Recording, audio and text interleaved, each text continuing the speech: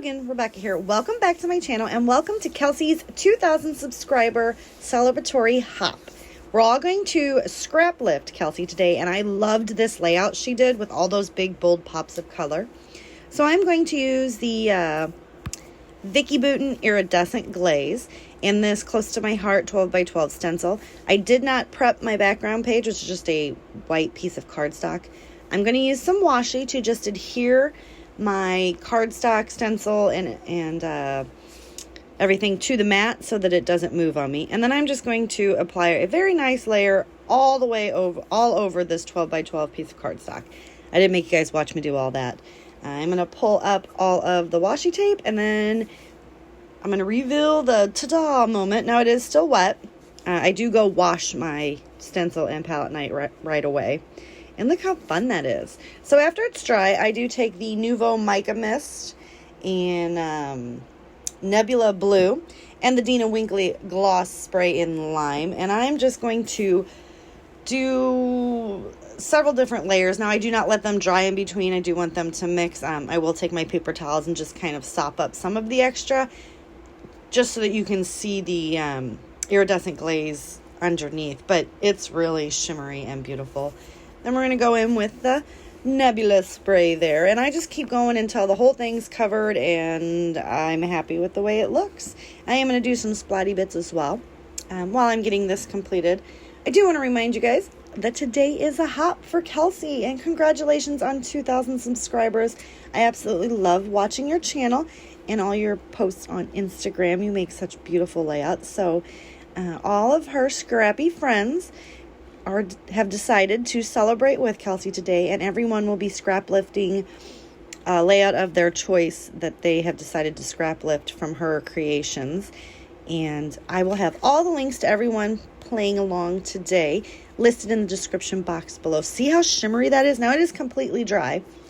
So I do take some of my circle dies. They're stitched circle dies. Have no idea where they're from. And I'm just going to kind of put it on the page and get the most out of the circle as I can, and then just trim around it so I can run it through my big shot. So I'll just set it on, like, run it to the edges and stuff and get as many pieces as I can out of this entire sheet. It is so shimmery and shiny and beautiful, and I love it. And this was such an excellent layout that when I seen her do it the first time, when I seen it on her Instagram, I knew eventually one day that I was going to want to scrap lift this. So I'm so happy that we get to celebrate with you. Now I'm just going to get those on there. I'm going to run this through just a couple times on my big shot, and I won't make you watch me cut the entire 12 by 12 sheet of paper out. They are stitched circle dies as well, so there is some bit of definition on the side. And I will just, like I said, try to make as many circles as possible. Also, do not forget to go down below in my description box and check out everyone else's videos today. And then don't forget to go to Kelsey's website and give her some love and subscribe to her channel and everyone else's if you haven't already. I love doing celebration hops for all my fun crafty friends. It's like my crafty family. I've never met any of these people in person, but watching videos and getting to know everyone on the Facebook groups and everything just really makes you feel like you know these people. So now I did take, if you've seen there, the happy birthday stencil as well. I cut that out 5 different times. So like I said, I cut that out 5 different times. So instead of just one die cut, I glued them all together to make one big thick, almost chipboard-like piece in the happy birthday. Now I'm going to go ahead and I'm just sorting all the sizes so that I can get them put on. I always start with the biggest size first and work my way to the smaller ones. I'm going to use a 12 by 12 black cardstock, and Kelsey had 2 photos in her picture of her beautiful dog. Oh, I love dog pictures. You guys know I scrap my dogs all the time. But I'm going to yet again get another layout from my mommy's birthday retirement party. And this is my mom and her 3 children, and then my mom with my brother and his fiance. So I do use my grid mat there just to line it up to make sure I have everything straight. And I'm going to layer them on top of each other. and I use the washi tape to adhere. Now, I do not mat my photos this time. I did not feel like it needed it. There's not that much going on in the background that I feel it warrants the photos to be matted. You guys know how I do. So I'm going to go ahead and start with the largest circles first and work my way down. Now, I was originally going to try to stick with Kelsey's layout and just do a band down the page like she had. That kind of goes away. I wanted to use all the circles, guys. Like, seriously. I even used the pieces that I cut off that I'm running off the edge there. So I did, like, put the 2 photos on there so I could kind of get the band going.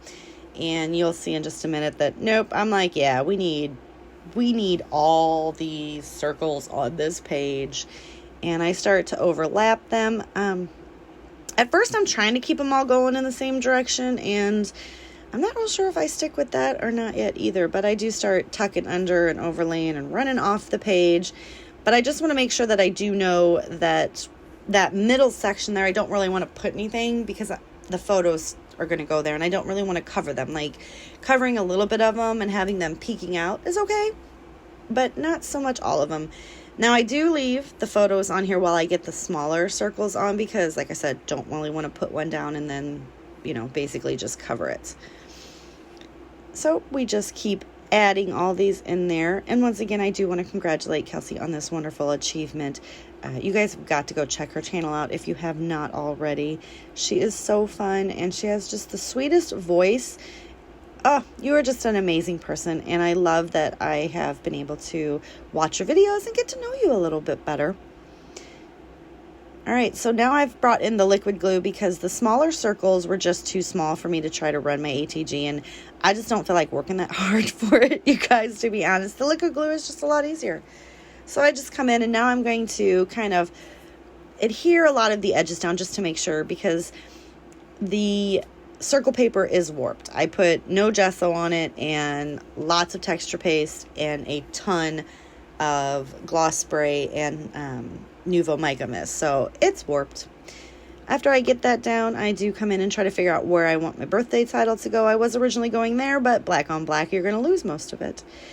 So I decide, okay, don't really know what I'm doing with that, but we do know we're going to glue this photo down. So we're going to go ahead and get that down and center it right in top of all of those pictures. And then I want to make sure that they are straight. So, I wanted straight photos. Then I decide this very, very big circle right here will be a great place to house my title. So I do just use the liquid glue because it is all mixed media on that big circle. Apply a little bit of pressure and we're good to go.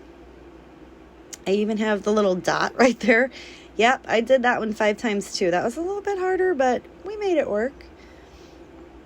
So I just get the glue on there, apply it firmly. Now, don't forget that this, even though this is a mixed media layout, I put the glue on the wrong side of the H. So wipe that off and win again. Don't forget that Monday, the 12th, I will be starting my mixed media class. So I do want to remind y'all just to hop on over there and check it out on my on my web YouTube page. And I have a Facebook group as well that I will have linked down below if you want to join along. It's just a mixed media beginner's guide. So now I do come in with, I noticed that Kelsey also had like enamel dots. So I decided a little bit more sparkle and shine. I did some gems. And I do a tealy blue color that matches the nebula color. And then a lime green that matches the lime color. And the smaller ones, I just grab my pin blade. I use this green pin blade more for removing adhesive backing and placing gems, to be honest with you guys. So I just start sprinkling them around, no rhyme, no reason. At first I was trying to keep it to a minimum in clusters, but then I went for it, right? And that is pretty much gonna do it. I do come in. Kelsey had some little word phrases in black. I couldn't find any in my stash. I know I got them somewhere, but again, I didn't want to work that hard at it to find it. You guys know, like, I'm a get her done type of girl. So instead of word phrases, I went to my washi stash, right? Because I don't use my washi enough. I have tons of it, buy it all the time, and hardly ever use it. Yeah. So I take a lime green color, a navy color, and a little striped, like it's like a zigzag pattern one. You'll see that in the close-ups. And that's how I make my little marks like she had all over her page. And I layer them up, all 3 of them, and I put several different little clusters of these everywhere. And it's just to bring just a little bit more interest to the page and also try to really follow Kelsey's lead on how she had designed her page. And I'll tell you what, guys, this is something that I'm thinking about doing more, because you can make any kind of mixed media backgrounds and cut them out in any different shapes, right? So it's a way to really use your mixed media and not worry about what the background looks like, And I'm going to be honest with you guys. Sometimes when I make a mixed media background and it looks like, I'm not happy with it, but I like the colors, I cut it out. I die cut it out and make embellishments out of it, right? I learned that from Missy Witten. So whoop whoop. So it looks like Kelsey's following the same principles. All right, for real now, my video is quickly coming to an end. Give me a thumbs up if you liked my video. Click that subscribe button down below if you have not already. Don't forget, Monday, April 12th, I will start my 8-week series of Mixed Media for Beginners class. And it's a hop, so go down below and check out all the other lovely ladies that scrapped with Lifted Kelsey. And don't forget to give her some love and congratulations for her wonderful milestone. I'll see you guys tomorrow. Bye.